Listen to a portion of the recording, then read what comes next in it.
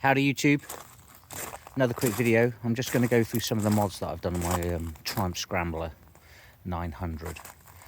So when I bought this bike, it had a few modifications on it, and I'm just going to go through some of the additional mods that I've done. So when I bought this bike, it had the Arrow exhaust, it had the wrapped pipes, it had these Barracuda bar end mirrors, which are very nice. It had the, I think it's a British Customs brake reservoir there. It did have the brace bar, but not the pad. I've added the pad. I've also added the dart fly screen, just to protect the clocks. A little bit of wind protection, but it doesn't really do much. It's more for looks and protect the clocks. It came with the yellow tinted headlight, and it also had a grille, a black grille, but I've taken that off over the winter because unfortunately the grille, bit of a bad design by Triumph, you've got to disassemble the headlight bucket to take the grille off, and in the winter you just get loads of crap and crud on your light, and I was forever disassembling and assembling the light, so it was a bit of a pain. I really like the look of it with the grille, but I'll put it back on in the summer. It also came with the Motone headlight bracket holder, which is very, very nice. Also the Motone front indicators. I've added the Evotech rectifier guard, just to protect the rectifier. It came with knobbly tyres, but not these ones. I've just recently changed them out. It had Bridgestone Battle Axe 4x4, I think it is, tyres, but they were kind of towards the end of their life, so it's currently running TCK 80s rather, sorry. So that's that. The previous owner relocated the switch gear to the right side, which I really like. It's a bit more convenient. It also came with the tail tidy, and that's a Motone tail tidy. I think it's the Motone Eldorado light and the rear indicators. And that was it really. When I saw this bike sitting in the showroom, I was actually after a street scrambler, but I saw this and I just had to have it. It did come with a different seat. It came with a Triumph seat.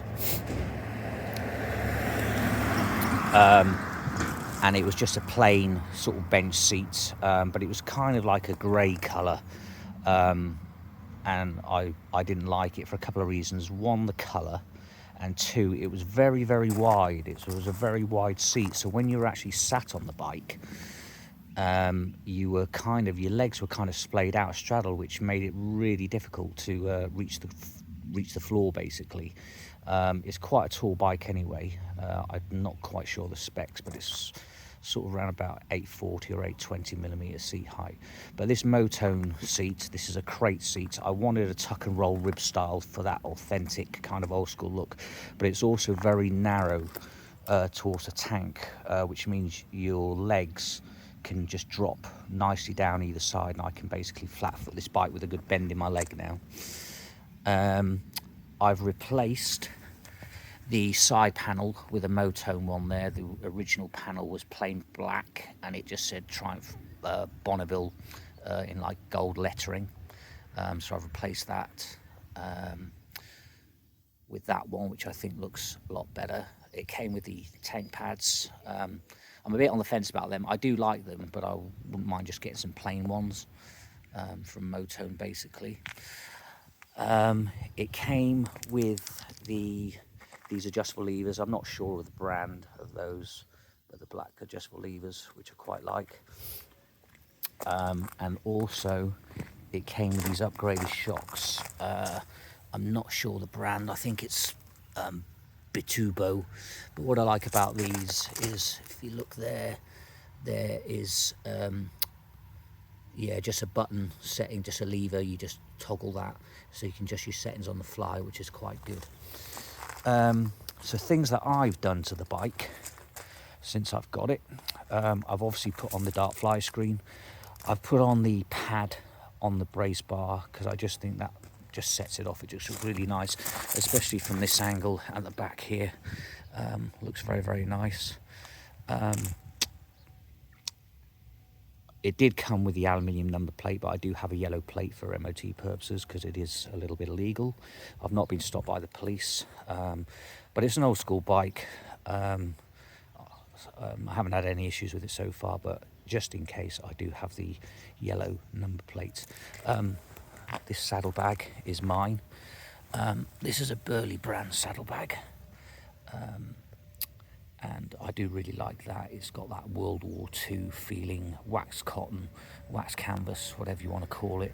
Very expensive. They come as a pair, but obviously because I'm running the high pipe, I can't have the other one on the other side.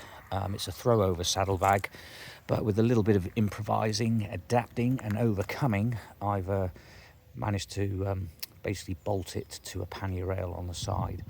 But more on those bags in a later video because I've got some other luggage, and I'll do a video and a review of the bags. But great bags, they look absolutely awesome. I get a lot of compliments on the bike, but also on the bag that I'm running as well.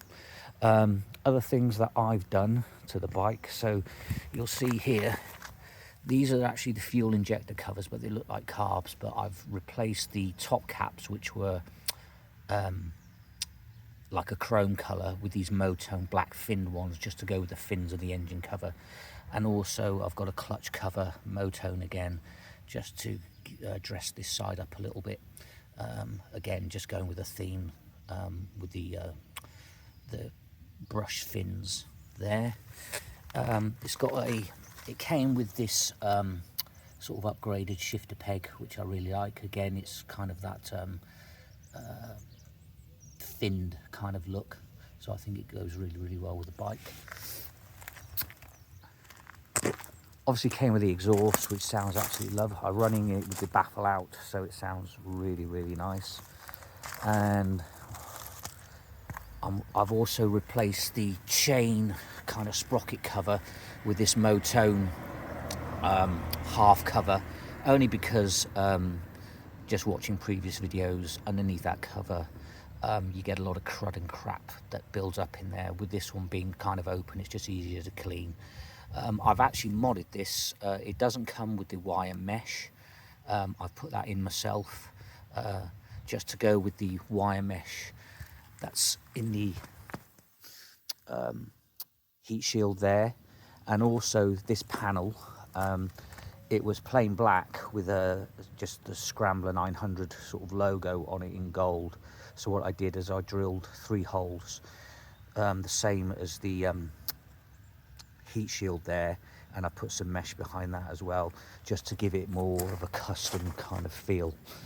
It came with a gold chain, and I do believe that this rear sprocket is aftermarket as well, gold, which is really nice. I've put the Juice logo on there just to give it a more custom feel, and I've taken off the rear pegs and put some Motone blanking plates on there, which makes it look really, really nice. So the whole bike, you know, it's just got that really nice kind of old school theme. One of the other things I've done as well is it did come with a aluminium sump guard, but I've just changed it to a Tech Bike Parts black one. Again, put a Juice logo on there, and again put some mesh behind the holes. And I've also added this oil cooler guard there as well, just to protect the guard. And again, I've just put a horn cover over the horn. 2 reasons really. One, the paint was chipping off the black and it looked a bit crap. And also it's got a bit of a finned aluminium on the side sort of struts there. Again, just to keep in with the other sort of fin bits. It came with a shorty mudguard, which I really like. But the trouble is, obviously in the winter, you get loads of crap on the bike. But generally, that is what I've done. The only sort of other things I may do to the bike is, I think British Customs do a chain guard, and it's got holes drilled into it, so it'll show off your chain a bit. And because they've got I've got drilled holes in the side panel there, and the heat shield there. I think that might look quite nice. And I'm contemplating, but I'm not sure because I quite like it, of blacking out the tank badges and perhaps put some vinyl on the black vinyl on the forks, and again maybe spraying the chrome bezel on the lights, but I'm not sure because I do actually quite like it with a little bit of chrome. I just think it sets it off quite well. But, oh, and the last thing as well, it did have a chrome fuel cap, but I put on a black Motone one with the sort of the silver sort of finish around the edge. Again, keeping with the rest and the theme of the bike. Yeah, love the bike, love the way it looks. It's a real head turn. I get a lot of attention from people when I stop and they want to talk about the bike. But yeah, generally a lovely bike. It's everything that I'm looking for in my Triumph. I bought this bike with the intention of getting a street scrambler. But when I saw this in the showroom, I just had to have it. It just looked awesome. And it sounds lovely. And there's just something about these air-cooled Triumphs. There's just a visceral resonance when you ride them. Very, very smooth, don't get me wrong. But yeah, you just do feel like there's just something underneath you when you're riding it. The only other thing I've done, just performance-wise, I have put a DNA air filter in it, and I've got rid of the snorkel, which is underneath this side panel here. And I've also just added a booster plug, and the reason for that is at low speeds, I just noticed, and when I did a lot of research on the bike, a lot of people mentioned that at low speeds, it can be, the throttle can be a little bit snatchy, and I'd agree with that. So, but since I put the booster plug on, that's just sorted that out. It's just not snatchy anymore. It's just very, very smooth, but you get a nice sort of hum, a nice resonance through the engine. And these tires as well, these TCK80s, you don't get any kind of feedback, which I thought you might. The Bridgestone Battle Axe, you got like a sort of humming sound on the road, but with these, you don't get that. So I'm quite pleased with that. And that is basically it, guys. So if you like it, please like and subscribe, and there'll be some more content on this bike very soon. Thanks very much. I'm out of here.